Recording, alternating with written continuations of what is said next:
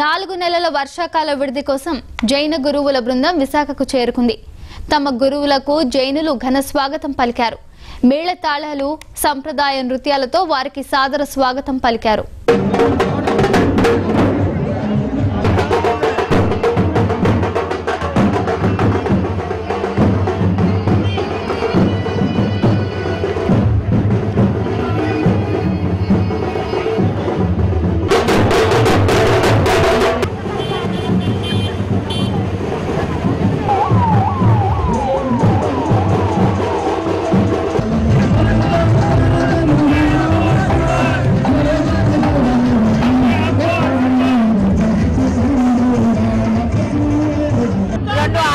మొత్తం కలిపి 13 మందిలో గురువు గారు వచ్చారు.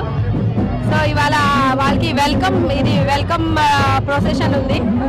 వాళ్ళు ఇక్కడ 4 months ఉంటారు. వర్షాకాలం అంతా ఇక్కడే ఉండి తర్వాత మళ్ళీ